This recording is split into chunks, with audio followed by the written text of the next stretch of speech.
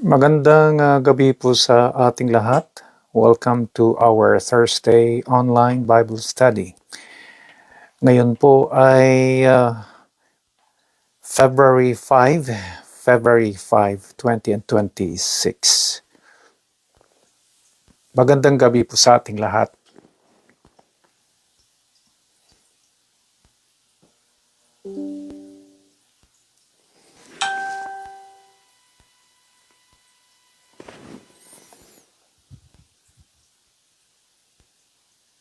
February 5, 2026. Magandang gabi po sa ating lahat.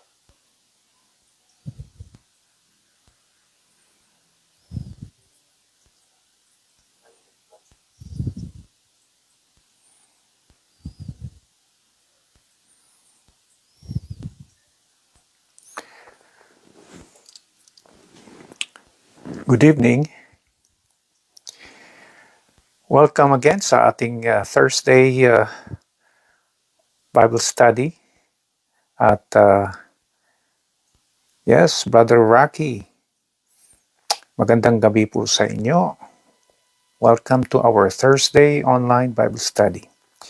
Ang ating scripture background ay nasa Deuteronomy chapter 1, magmula sa verse 26 hanggang sa verse 46. Deuteronomy chapter 1 verses 26 to 46. Ang situation na ito ay ito po yung situation na ito po ay tungkol sa time na kung saan ay they were about to enter the promised land. Kaso may situation ho dito na kailangan nating tignan dahil yung unang henerasyon ay mukhang nagkaroon sila ng problema. At mas maganda balikan natin yung scripture background natin para maintindihan natin yung konteksto nito. And reading from verse 26, I would like to read. Ito po yung time na papasok na sila sa promised land. Remember yung Exodus, yung time na sila'y lumikas from Egypt papunta sa promised land. So, nasa border na actually sila, malapit na sa border. However, tingnan natin yung situation. From verse 26, but you were unwilling to go up. You rebelled against the command of the Lord your God. Ito yung sabi ni Moses sa mga Israelites. You grumbled in your tents and said, the Lord hates us, so he brought us out of Egypt to deliver us into the hands of the Amorites to destroy us.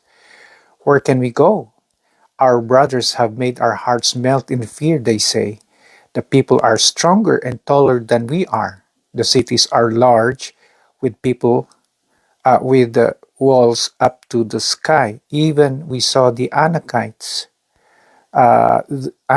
there. Then I said to you, do not be terrified, do not be afraid of them. The Lord your God who is going before you will fight for you as he did for you in Egypt, before your very eyes and in the wilderness. There you saw how the Lord your God carried you, as a father carries his son, all the way you went until you reached this place. In spite of this, you did not trust in the Lord your God, who went ahead of you on your journey in fire by night and in a cloud by day, to search out places for you to camp and to show you the way you should go. When the Lord heard what you said, he was angry and solemnly swore, no one from this evil generation shall see the good land I swore to give your ancestors. Ito yung situation na sinasabi ko, na sabi niya, no one from this evil generation shall see the good land I swore to give your ancestors, except Caleb, son of Jephunneh,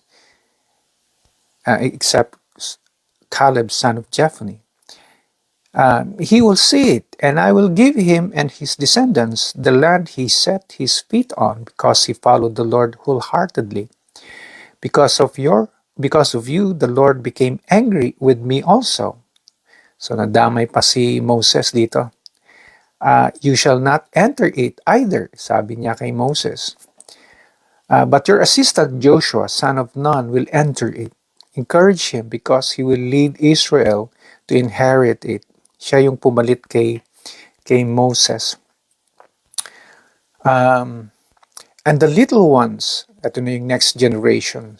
And the little ones that you said would be taken captive, your children who do not yet know good from bad, they will enter the land.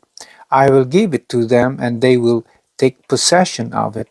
But as for you, turn around and set out toward the desert along the route to the Red Sea. Then you replied, we have sinned against the Lord. We will go up and fight as the Lord our God commanded us. So every one of you put on his weapons, thinking it is easy to go up into the hill country. But the Lord said to me, tell them, do not go up and fight because I will not be with you. You will be defeated by your enemies. So I told you, but you would not listen. You rebelled against the Lord's command, and in your arrogance you marched up into the hill country. The Amorites who lived in those hills came out against you. They chased you like a swarm of bees and beat you down from Seir all the way to Hormah. You came back and wept before the Lord, but he paid no attention to your weeping and turned a deaf ear to you. And so you stayed in Kadesh many days, all the time you spent there. Magandang gabi po sa ating lahat at again to Ate Ermeline, ayan, si Ate Gara, also to Sister Roslyn, and to everyone else na naka-view ngayon, naka-tune in sa atin, nag-view ngayon sa ating Thursday online Bible study. Magandang gabi po. Welcome. Ang ating key verse, ayan, hello Ate Dali, magandang gabi din.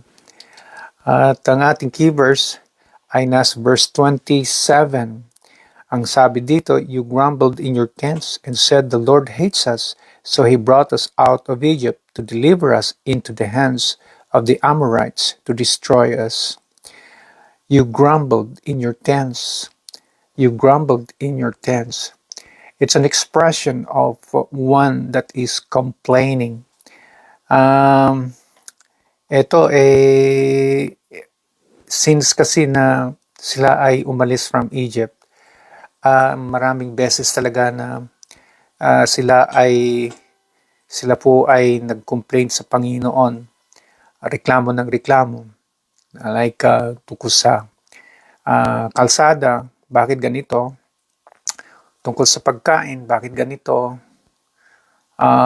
Nagko-complain lagi sila, no? Yung paghihintay, ang tagal ng biyahe, bakit ganito? So, complain sila ng complain. Kaya dito, hanggang sa malapit na silang makarating sa promised land, walang ginawa kundi complain ng complain. You grumbled in your tents and said, the Lord hates us, so He brought us out of... Masama pa yung ginawang, yung masamang impression pa. Ang mga sinabi, yung impression nila masama. Impression nila sa Panginoon, na siya daw the Lord hates them. Kaya sila siguro dinala out from Egypt para sila ay ipapakain sa mga Amorites para sila ay tuluyan na masira, ma-destroy. So would you imagine yung create na masamang impression ng kanilang pagrereklamo. You grumbled in your tents and said, the Lord hates us. So grumbling. Yung topic natin ay tungkol po sa pagko-complain. As I've said sa ating sa sinend ko na na title ay Complaining is a Bad Idea. Kailangan natin ilagay sa tamang context din yan. Kasi ang tanong, masama ba ang mag-complain? Is complaining really a bad idea? Sa totoo lang ay tayo din ay dumating sa buhay natin na nag-complain din tayo. For example, we complain when yung condition o kaya situation ay masama. Yung weather, for example, kung maganda o masama. We complain when, we eat the same food again and again. We complain when yung biyahe natin o kaya yung inihintay natin is masyadong matagal. Like umorder ka ng pagkain ng tagal. We complain when a promise ay hindi na-fulfill. We complain when there is injustice. We complain when there's a problem.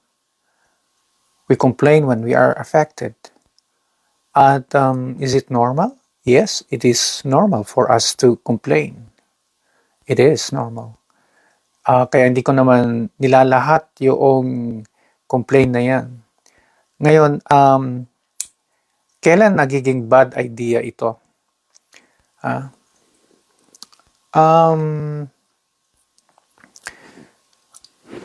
Yung tanong na kung kailan nagiging bad idea ang mag-complain, kailangan natin ilagay sa konteksto na ito sa loob ng ating scripture background. Kasi ito, simula noong hinayaan nila na mamuno ang Panginoon sa buhay nila mula sa Egypt, by leading them through fire by night and cloud by day, na talagang ibinigay nila yung buhay nila sa Panginoon na ang Panginoon ang magdadala sa kanila sa promised land. At sila ay sumampalataya sa Panginoon, sa ating Diyos. At sila ay sumunod sa Panginoon. I believe ito yung tamang konteksto kung saan makikita natin na masama talaga. It's not a good idea to complain. Especially when you are a Christian, a believer, na ibinigay mo yung buhay mo sa Panginoon, na ikaw ay sinabi mo na gusto mo nang sumunod sa Kanya, sa Kanyang kalooban. And yan ang konteksto ho niyan, na it is really a bad idea to complain when you have given your life to the Lord and you have committed your life to the Lord to obey His will and to follow His direction to where you will finally arrive, yung Kanyang ipinangako sa iyo. Tama po ba? And yan ang ating tignan, na sa gabi na ito ay ating tignan yung mga ilang dahilan bakit masama talaga ang mag-complain kapag ikaw ay isang mananampalataya na talagang ang buhay mo na ay nasa Panginoon, nasa Kanyang tamang direksyon, nasa Kanyang kalooban. But before na ating isa-isahin yung mga sagot na ito, tayo muna ay manalangin and hingi tayo ng tamang pag-uunawa. Let's bow our heads in prayer. Panginoong Diyos Ama, maraming salamat po sa pagkakataon na ito that we can come together and study your word. And within sa napili po naming scripture or background, Gusto namin malaman ang mga sagot sa tanong, bakit hindi maganda, it's not a good idea to complain. Lalo na kami mga mananampalataya na nag-commit sa inyo, na aming ikinumit yung buhay namin sa inyo, na kami ay nag-commit na sumunod sa inyong kalooban. At naniniwala kami na noong simula ng tinanggap namin ng Panginoong Hesus ay nag-umpisa na ang paglalakbay na ito, ang journey na ito sa Promised Land. At hihilingin namin, Panginoon, ang tamang pag-uunawa nang kami ay mabigyan ng paalala simula pa lang ng 20 and 26. Kinukumit namin, Lord, ang lesson na ito para sa lalo po namin pag-uunawa. In Jesus' name we pray. Amen. Amen. Muli, magandang gabi po sa ating lahat at patuloy po tayo sa ating lesson. Ang sabi ho natin, mga kapatid, ay ang sabi po natin ay hindi maganda o it's not a good idea. It's not really a good idea to complain as a believer. Especially now that you have begun this journey with the Lord na ibinigay mo na ang buhay mo sa Kanya, that you have allowed God to be the one to lead you sa buhay na ito hanggang sa maabot ang Kanyang mga pangako o sa Kanyang ipinangako. So, umpisa natin. Balik tayo sa ating issue. Why is it a bad idea to complain under God's leadership? Why is it bad? Why is it a bad idea to complain? Well, ang una nating sagot dyan, mga kapatid, ay matatagpuan sa verse 26. At sabi nga dito, but you were unwilling to go up. You rebelled against the command of the Lord your God. But you were unwilling to go up. You rebelled against the command of the Lord your God. So napakalinaw, sabi dito, but you were unwilling. Alam natin na may epekto din yung pagko-complain natin. It creates or sets yung yung mood natin when we start to complain. As we continue to keep on complaining, what happens is that, number one, it can make us become unwilling. Number one, it can make us become unwilling. Unwilling. So, yan ang nakita natin dyan. When we continue to grumble, when we continue to complain, just like the people or the Israelites, the first generation who kept complaining about what to eat, what to drink, and the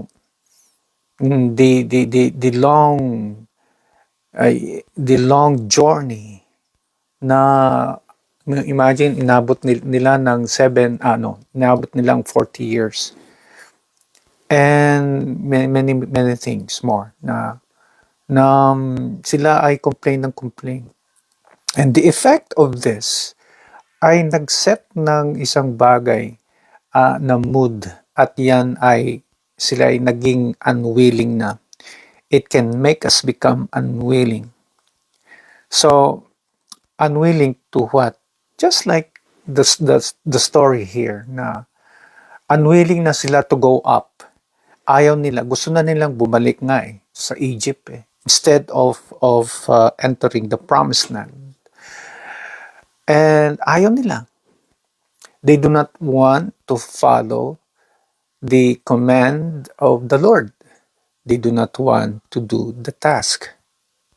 So, yan ang magiging sitwasyon tayo din sa buhay natin bilang mga mananampalataya. Like, bilang mga naglilingkod sa Panginoon, pwede nating i-reflect pwede nating i-reflect din dito yung paglilingkod natin like sa gawain. At kapag tayo po ay naglilingkod sa Panginoon at tayo ay nag-umpisa na magreklamo at nang magreklamo pa, tendency is that magiging unwilling na ho tayo na gawin yung pinapagawa ng Panginoon sa atin. Ganun naman po yun eh. And that is why if you observe na yung mga naglilingkod na hindi masyadong nagko-complain, okay lang sa kanila, sila yung willing eh. Napansin ba natin yun? Pero once you start to, make excuses, you start to complain like this, complain like that, bakit ganito, and ganito, ganyan. When you, yung bang, yung, yung magi-expect na, yung ini-expect mo na paglilingkod sa Kanya, na gusto mo na samahan ka o mag-participate sa gawain, yung ma-feel mo yung muna ngayon, ganito, ganyan. You see? That's the effect. Kaya, that is true. It can make us become unwilling. That is why, kahit tayong mga naglilingkod sa Panginoon, it is not a good idea na mag-complain tayo sa mga situations na dumarating. Lalo na yung mga situations na wala naman tayong control sa mga situations na yan. Kaya napakahalaga na nakita din natin ito. And yun nga, dahil tayo ay pinag-pray naman natin na yung gagawin natin ay pinag-pray natin na may ng Panginoon ang maglilid sa atin sa gagawin na ito. Dapat meron tayong doon willingness kahit ano yung magiging situation. So, ang situation kasi natin sa paglilingkod, hindi lahat ng situation perfect kasi. That is why dumarating yung point na dinadala din tayo sa mga situations na hindi maganda. And you will notice that even sa journey na ito ay kung saan-saan sila sumusuot na napakahirap na sitwasyon. That is why ayun, dumalabas tuloy talaga yung reklamo ng mga Israelites noon. Syempre, sinusubukan sila ng Panginoon. At malay natin, yung mga nangyayaring sitwasyon sa buhay natin ay mga pagsubok lamang ito na kung saan ay nasusubukan tayo kung willing pa rin tayo na maglingkod sa Kanya. So, hindi lahat na situation maganda. There will be situations which talagang situations na napakahirap. And the question is, will you still be willing to do the task? Will you still be willing to obey God's will? Will you still be willing to follow God's leading? Or mag-retreat na lang? Ayan. Kaya, etong maganda na gawin natin, mga kapatid. It is best that once we are under attack ng yung pagko-complain na yan, yung first pa lang na nararamdaman natin na tayo ay gusto na natin mag-complain, it is better to check that thing. We have to check it out na ano ba ito? Ayan. Ano ba itong complaint ko na ito? Ayan. Is it worth it talaga ba na?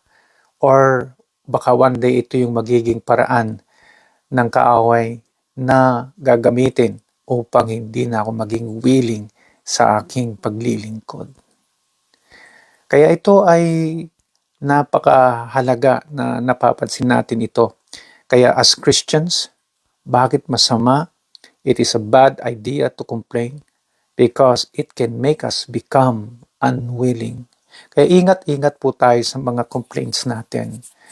Lalo kung hindi naman pala natin naintindihan yung situation na yan. Okay? Huwag nating unahan yung pinapangunahan na nag-create na tayo ng impression katulad ng mga Israelites na medyo isipin mo ang kanilang ang akala nila baka the Lord hates them. Nagkaisip pa sila ng ganon. Nawa hindi ganon sa atin. Okay, at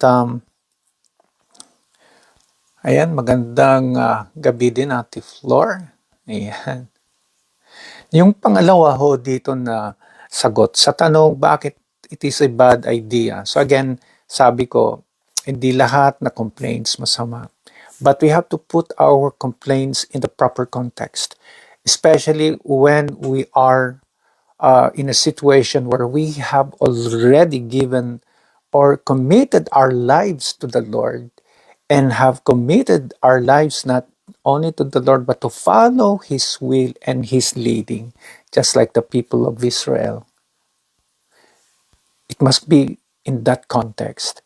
So, one, it can make us become unwilling. Number two, dito po sa verse 26, but you were unwilling, sabi, balikan natin yung verse 26, but you were unwilling to go up, you rebelled against the command of the Lord your God. Would you imagine that? Would you imagine that na they went to that extent of rebelling? So, yun ang number two. It can make us rebel against God. It can make us rebel against God. Yung tuloy-tuloy na tayo ay laging complain na complain sa daan na ibinigay ng Panginoon sa atin, sa sitwasyon na ibinigay ng Panginoon sa atin, ano man ang hirap nito, and when we start to complain, that will not only lead to being unwilling, but sa mas malala pa na gagawin magre-rebel pa tayo. We start to rebel against God. Yan. Kaya it is possible. Posible po kasi to defy God. To defy God, to defy His will in a situation where we are so fed up that cause us to complain so much. Kaya ingat-ingat ho tayo. Kasi baka mamaya darating yung point ang mangyayaring dyan wala na, mawawala ka na sa Panginoon. You start to rebel. Imbis na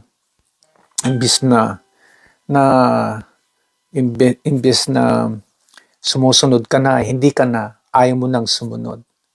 Gusto mo nang mag-retreat, gusto mo nang bumalik sa dati.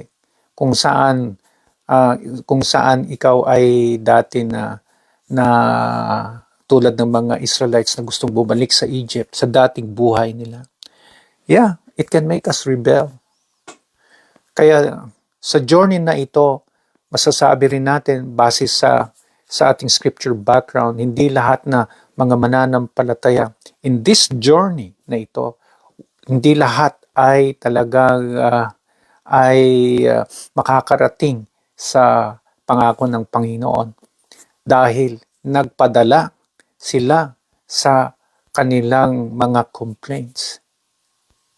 So you can just imagine how powerful yung mga complaints natin, how it can destroy us, how it can control us, how it can make us defy God and His will, and how it can make us rebel against God. Kaya ingat-ingat po talaga tayo. Ayan. Yeah, meron yung ayaw nang bumalik sa gawain, ayaw nang bumalik sa simbahan, ayaw nang bumalik. At okay lang kung hahanap ng ibang gawain, hahanap ng ibang simbahan. Pero ang nakakalungkot, yung babalik sa dating buhay is something else. Just simply because meron siyang ganito na sitwasyon na nakita na ganito, ganyan, ganyan, puro complaint, puro complaint, puro complaint, puro complaint. Bisa nag-focus na lang siya sa kanyang pananampalataya. At dire-diretso lang siya sa daan na ibinigay ng Panginoon. At siya ay nagpadala sa ganung situation hanggang kinain siya ng kanyang mga complaints, sa kanyang mga reklamo. Ayan. So wag nawa na mangyari ito sa buhay natin, sa ating gawain, sa ating pananampalataya. That's the worst thing that will happen. Okay? It can make us become unwilling. It can make us rebel against God. So number one, it can make us become unwilling.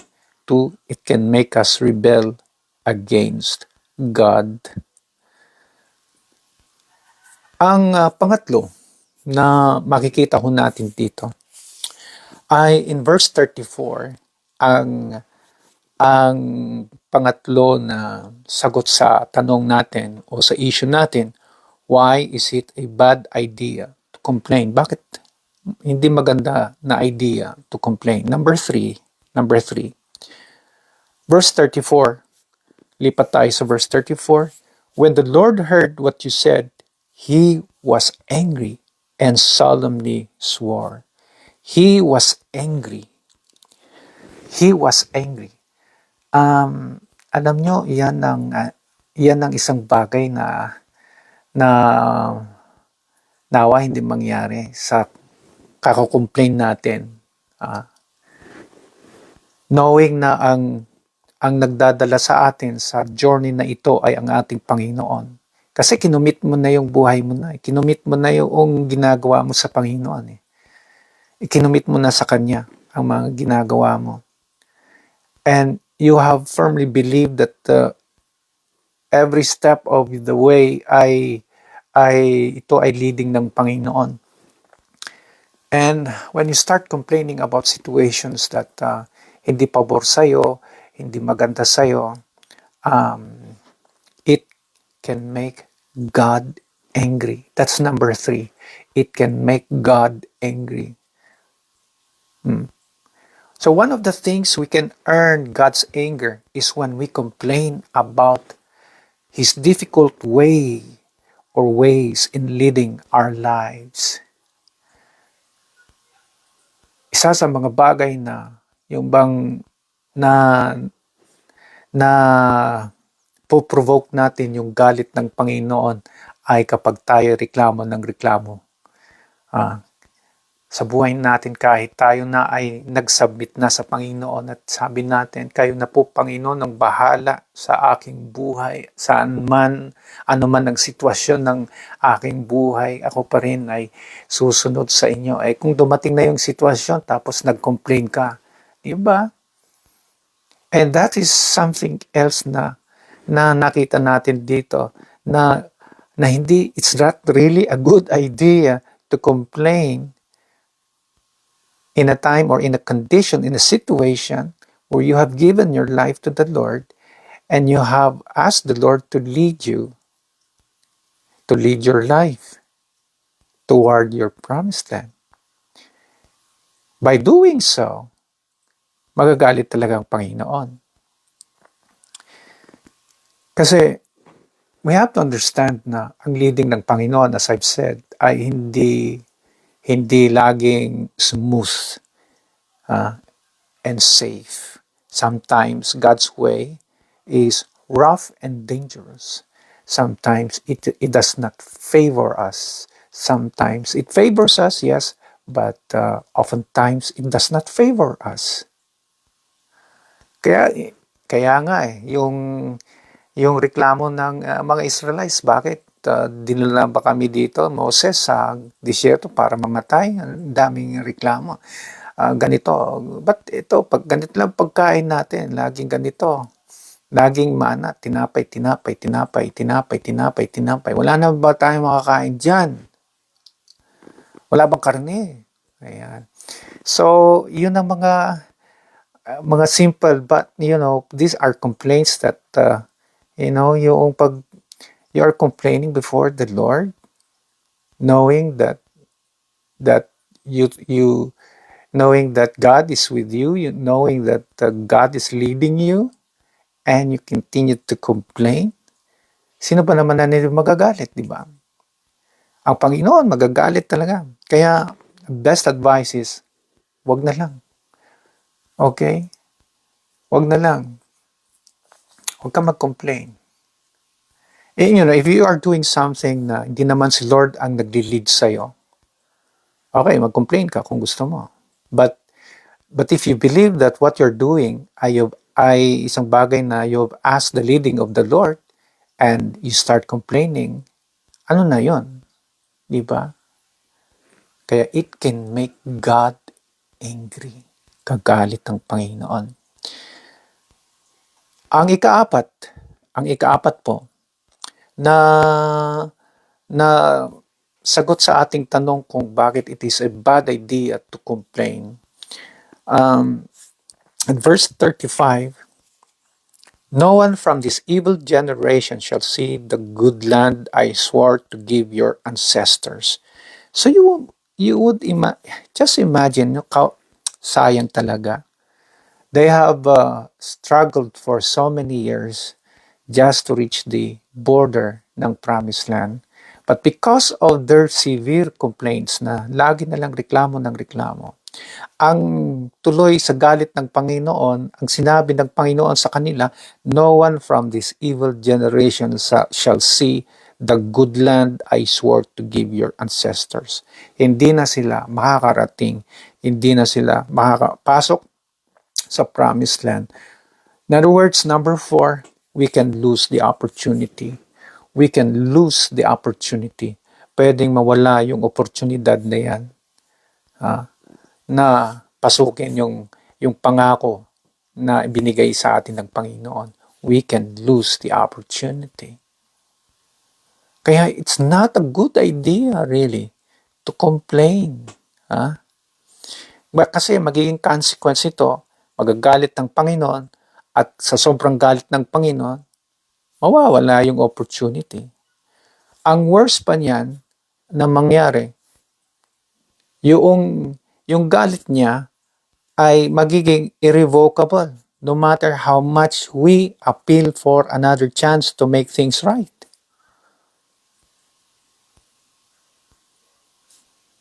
Saan ang proof natin dyan? Ang linaw naman po dyan sa ating scripture background na sinubukan nila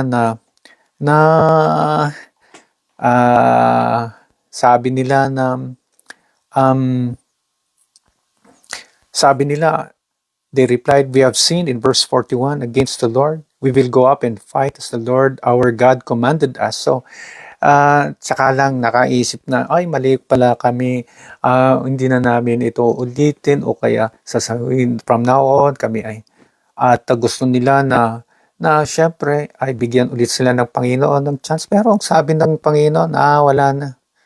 Hindi na pwede. So yung sinabi ng Panginoon sa kanila ay irrevocable. You can just see yung how they lost the opportunity. So sabi ng Panginoon, dito na lang kayo sa disyerto. Ang papasukin ko na lang ay sina Joshua, si Caleb, at saka yung mga bata na wala pang sungay. Ayan, na hindi katulad ninyo na reklamo ng reklamo, ganon. Sila na lang ang papasukin ko. Ang nakakatuwa dito, alam niyo po, ay nadamay pa dito si Moses. if we advance yung ating chapter dito po sa Deuteronomy, chapter 3 verses 23 to 26, pati nga si Moses sinadamay eh. Look at this. I would like to read to you Deuteronomy chapter 3 verses 23 to 26. Even si Moses lost his opportunity. Verse 23, at the time I pleaded with the Lord. Okay? At the time I pleaded with the Lord. Sabi niya, verse 24, Sovereign Lord, you have begun to show to your servant your greatness and your strong hand. For what God is there in heaven or on earth who can do the deeds and mighty works you do?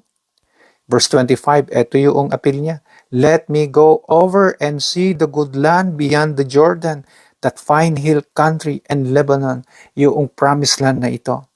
Anong sagot ng Panginoon? Verse 26, but because of you, the Lord was angry with me and would not listen to me. Sabi ng Panginoon, that is enough, the Lord said. Do not speak to me anymore about this matter. Si Moses tried to make his appeal, but the Lord did not listen. Sabi nga niya, the Lord was angry with me and would not listen to me. Ayaw nang makinig. Sabi niya, tama na yan, that is enough. Do not speak to me anymore about this matter. Huwag ka nang ano. And Moses lost also the opportunity dahil sa reklamo ng mga unang henerasyon. Kaya tignan ninyo kung ano yung nagagawa ng reklamo na ito. Huwag nating yung hahantong sa punto na magagalit ng Panginoon dahil sa ating reklamo. Dahil kapag napuno na ang salop, napuno na ang Panginoon sa nakikita niya na imbis na tayo ay sumusunod sa Kanya, kahit anuman yung sitwasyon na yung bang natitempt na tayo na magreklamo, huwag nating gawin yun or else mawawala sa atin yung opportunity. So it's a warning for us mga kapatid na sa atin din kahit sa ating paglilingkod. It's not really a wise idea. It is not a good idea to complain. Well, yes, it is what can we do sa ganyang sitwasyon? For example, kung may nakikita tayo daw na nagtitrigger na gusto natin mag-complain because nakikita naman. But that is not enough reason for us to join in that complaint na magrereklamo din tayo. Kasi isipin natin, bakit ako dinala sa ganitong sitwasyon na napakahirap? I really want to complain, oh Lord. But who am I to question your leading? Who am I to question your will? Why ganito yung aking sitwasyon? Di ba? So anong gagawin mo? Di tanggapin mo na lang at sige, sumunod ka pa rin sa kalooban ng Panginoon at gawin mo yung mga kalooban ng Panginoon. At syempre meron yung mga personal na sa buhay natin ay may mga nangyayari sa buhay natin na bakit mo ko dinala sa ganito? O Panginoon, sa sitwasyon na ito na sa paglilingkod na ito umabot ako sa ganitong sitwasyon na nakaka-frustrate. I just want to complain sana. Pero who am I? Who am I to complain? And the only thing I can do is to just accept that situation and still continue to follow His leading. Especially na ang situation na yan ay binigay ko na sa Panginoon, binigay na natin sa Panginoon upang upang ang Panginoon ay gagawin niya din ang lahat ng mga bagay na paraan para tayo ay madala sa sinasabi niya na pangako. And yan ang ating nakita sa gabi na ito, mga kapatid. So let me summarize. Let me summarize yung nakita natin sa gabi na ito. Bakit hindi maganda, o kaya why is it that it's a bad idea to complain as a Christian, as a believer, na ibinigay mo na ang iyong buhay, ang iyong paglilingkod ayon sa kanyang leading, ayon sa leading ng Panginoon. Number one, because it can make us become unwilling. It can make us become unwilling. Number two, it can make us rebel against God. Kaya pag ganyan, lagi tayong magre-reklamo-reklamo, darating yung time, magre-rebel tayo sa Panginoon at babalik tayo sa dati nating buhay, sa lumang buhay. Number three, it can make God angry. Akala ninyo hindi magagalit ang Panginoon sa karereklamo natin? Magagalit din. At kapag napuno na ang salo, pag talagang umabot na sa punto na yung breaking point ng galit ng Panginoon, number four, we can lose the opportunity. And it can be irrevocable yan. Yung opportunity na yan. We can lose the opportunity. So ingat-ingat tayo, mga kapatid, sa ating pagrereklamo. You have to see things yet in a more positive way, na sa mga situations sa buhay o sa situations ng iyong paglilingkod na dapat talagang you have to look at it from a view na baka pagsubok lang ito ng Panginoon, and after a while ay ma-overcome din natin ito. Mga ganon. Hindi yung katulad ng ginagawa ng mga Israelites na ng unang generation, na kapag sila nadadala sa masamang situation, masama din yung kanilang impression sa Panginoon, na siguro dahil ang Panginoon the Lord hates us. Ganon. Na siguro ang Panginoon ganyan. That should not be. We should be like Joshua and Caleb, na sa situation na yan talagang sabi nila, huwag tayong matakot. Sige lang, diretso tayo. Diretso lang tayo. Because the Lord is with us, ano man ang situation. You know, Joshua and Caleb will have to live with such people na complain ng complain, but hindi rin sila nagpadala. Ganun tayo. Dapat, huwag tayong magpapadala. At tayo din, mga mananampalataya. Lahat po tayo. Huwag nating i-practice yan. Huwag nating hayaan na kakainin na tayo ng ating mga reklamo.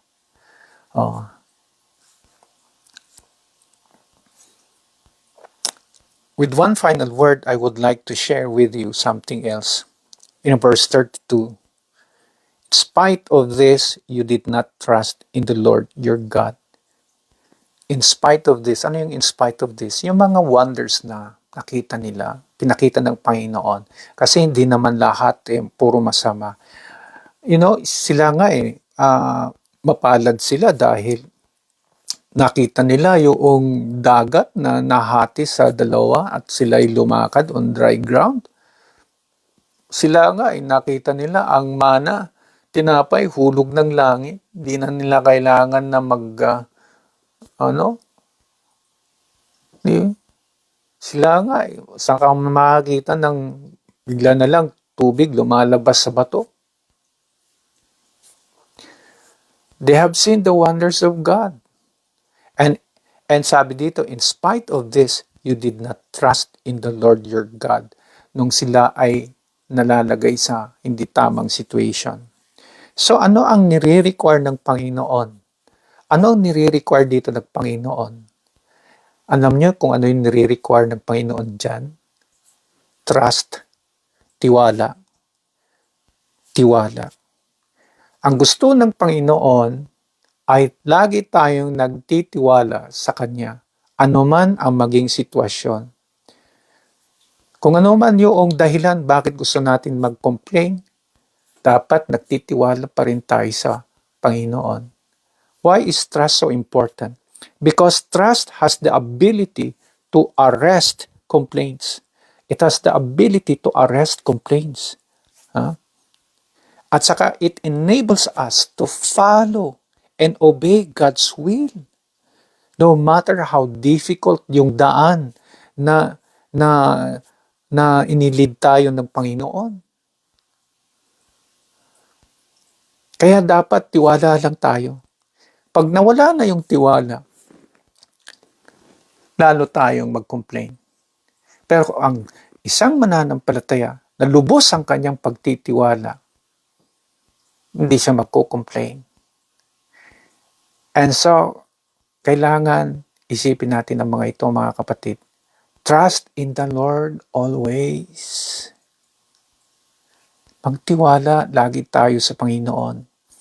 And once you keep on trusting the Lord, not just when the road is smooth and safe, but also when it is rough and dangerous, and it is somewhat makes you complain. When we keep on trusting in the Lord, we keep on trusting the Lord, tiyak po yan, yung mga complaints natin, magdi-disappear yan. Sila naman po yung mga yung mga hindi natin nakikitaan ng complaints yung mga nagtitiwala pa rin sa Panginoon. Kaya mga kapatid, it's a challenge sa atin sa 20 and 26 na ito. Ang question sa atin is this: how much do we trust? How much do we trust the Lord sa kanyang leading sa 20 and 26? Alam niyo na siguro ang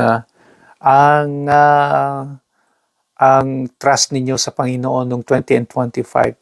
And now, sa pag-uumpisa ng 20 and 26, maganda na chine-check pa rin natin yung trust na yan.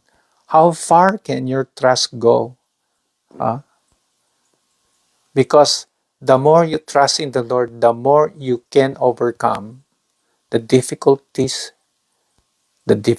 you're facing, na yan ang nagiging dahilan kung bakit parang gusto mo mag-complain. Trust in the Lord. How much do you trust the Lord? How much do you trust God?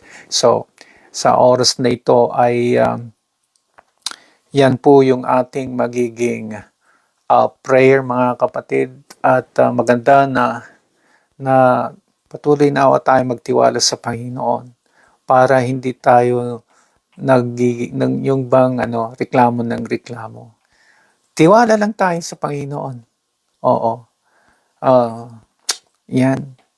Hindi tayo dapat matulad sa unang henerasyon ng mga Israelites na walang inisip kundi magreklamo ng magreklamo.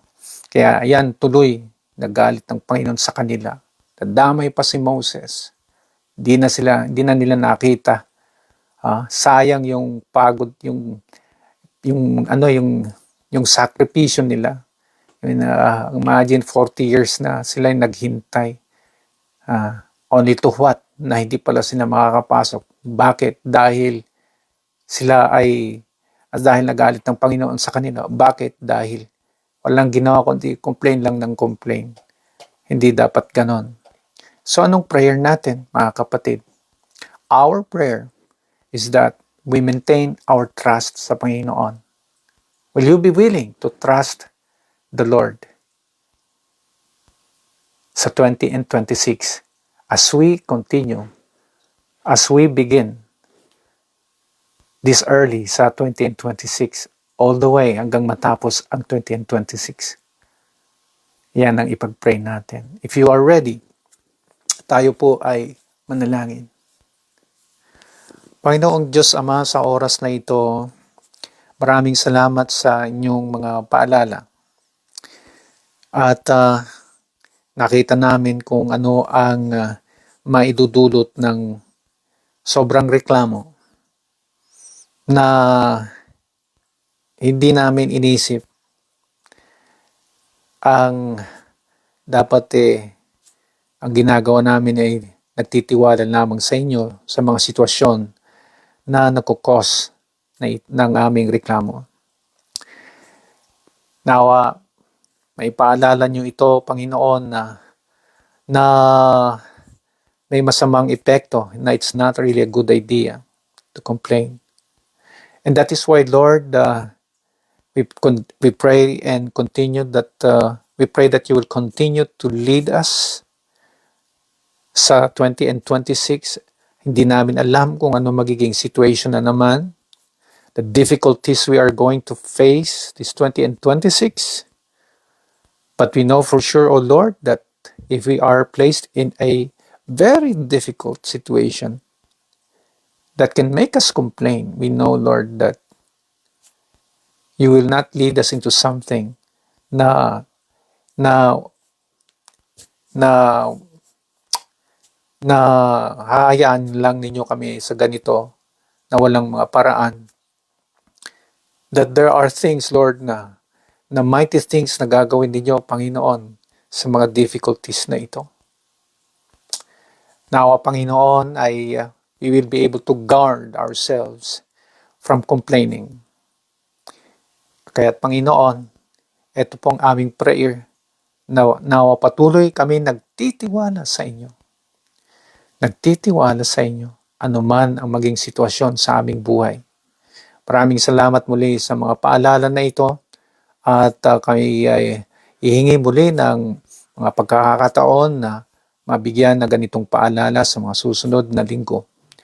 We thank you, Lord God, and we pray that you will bless our evening. Gayon din ang aming pagpapahinga. Kinukumit namin, Lord, ang lesson na ito para sa lalo po naming kalaguan. In Jesus' name we pray. Amen and amen. Magandang gabi muli sa ating lahat. Salamat po sa inyong pakikinig. At nawa ay patuloy po tayo sa ating pagtitiwala sa Panginoon. At just beware na huwag tayo masyadong reklamo ng reklamo. At nang hindi natin magalit ang Panginoon. At instead mapasaya natin ang Panginoon sa patuloy nating pagtitiwala sa Kanya sa lahat ng situation. Good night po sa ating lahat at thank you for joining at let me check. Ayan, magandang gabi po sa inyo.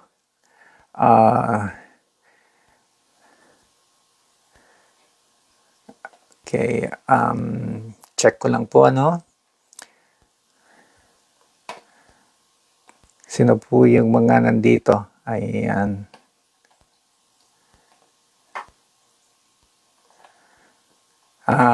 Ayan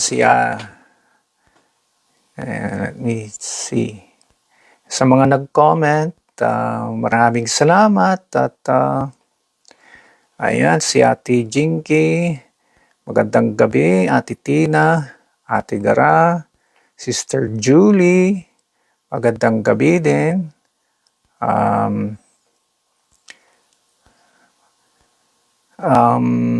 Sister Lorena, magandang gabi din. Sister Ermaline, Ate Nelly, magandang gabi. Ate Mila, Shakni Aimee, magandang gabi. Yeah. Ate Flor, Ate Dali, Ate Roslyn, Ate Prime, yan. At saka si Brother Rocky. At saka, ayan, sa mga nagbigay ng kanilang reaction, ayan, Ate Belle, ay, hello. Ate Shari, yan. Brother Jervis, hello. Ayan. Ate Jade, Mateo. At sa inyo po, kung hindi ko nakita yung ang inyong reaction or comment, kasi after this may lag ito na about siguro 10 seconds or 15 seconds. Kaya pag hindi ko nakita ay mga salamat po sa inyong pakikinig. Ayan.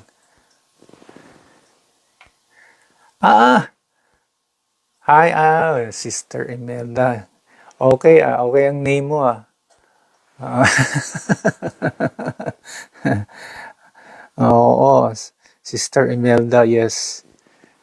Oo, welcome, welcome. And to all of you na hindi man nag-comment or hindi nagbigay ng reaction, but you watch this and later yung mga nanood po and you've been blessed by this lesson.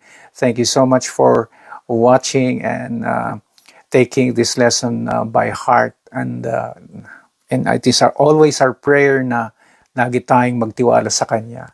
So, again, see you next Thursday. And the Lord bless each of us. Lahat po tayo. Sa gabi na ito, magpapasalamat po tayo sa Kanya, sa kanyang pangapaalala. Okay, good night po. And ito na po yung ating signing off.